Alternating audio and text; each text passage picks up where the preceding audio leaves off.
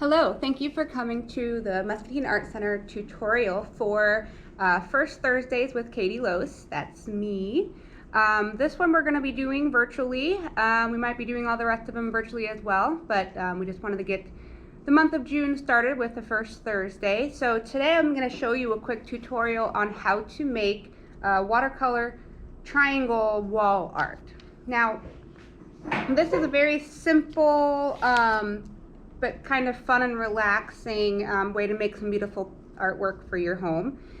So what you will need is some watercolor paper. It is a special paper, it's thicker and it has a little bit of a texture to it, but you really want to make sure you have watercolor paper because that works the best with watercolors. It holds the color in really well and it dries fairly quickly. You can get that at Walmart or you can get it online anywhere. So you need watercolor paper. You need a canvas or a canvas board. I just chose to use a canvas board because it's easy and a lot of times you can find those cheaper. Again, you can find that at Walmart, you can find it at Hobby Lobby, Dick Blick's, online, anything like that. And then of course you need your watercolors.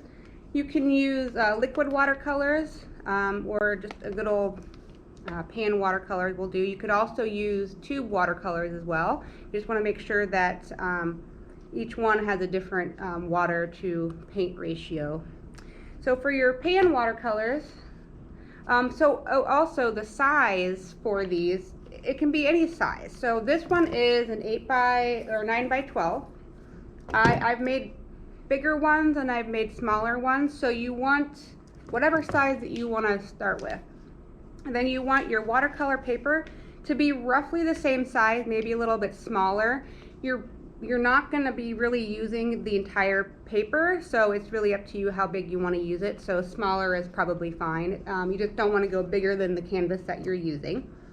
So then what you do to get started is you take your watercolor paper and just spread out colors all over the paper. So it doesn't have to be in any design. Don't worry if it's not a picture per se, because remember we're going to be cutting this up. So it doesn't matter what it looks like. I just chose some colors and blended them together. You just want to cover the whole thing. A fun trick that I like to do for watercolors is to create this little webbing effect. You just put some salt on top. So while your paint is still wet, you sprinkle some salt on it and then let it dry all together. That's the key here. You have to let the watercolor paper dry all together. And then you can go like that and just kind of sweep it off, and it creates this little area like speckles.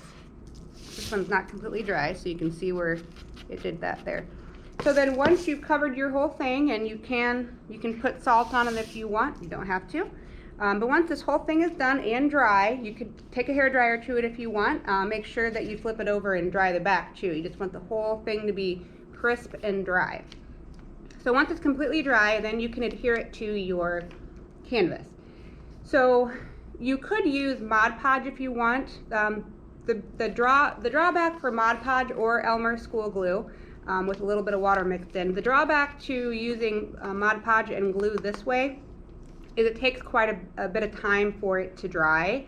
So you would have to put a layer underneath.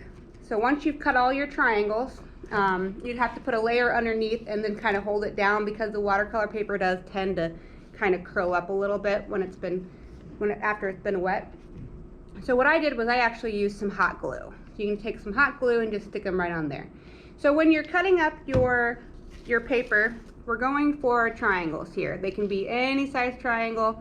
You can get big ones here, you can get little ones, they could be equilateral, they could be isosceles, any angle that you want. Make sure you got some nice good corners, and then you just piece it together. You don't necessarily have to put the colors together where they were on your paper. So like if I were to cut this up, I don't necessarily, I can mix and match where I want to put the colors at. So if you want to lay it out on your canvas to begin with, you can certainly do that. In that way it can give you kind of a visual of how it looks. But otherwise, what I like to do is just grab and go. So I just I just cut a bunch of triangles up, and then I grab them and I glue it, and I just keep going and see what it looks like, and it kind of unfurls in front of me. So that's a fun way to do it too. Another thing you could do too, it would be to actually paint the canvas before you put your triangles on it. I chose not to. I like the white background, but something like this certainly would look really cool if it had a black background or something, or a blue background or anything like that. So it's up to you whether you want to paint it or not. To finish up, if you would like to kind of put a cover on top, I would use the Mod Podge to kind of put on top. You can use the matte or the gloss if you'd like, but just remember it has to be all the way completely down with your edges. And if you are going to seal it with Mod Podge, you would need to actually seal the entire canvas, not just the little triangles, because you will be able to tell the difference. So you want to make sure you seal the whole thing, or you can just leave it as it is.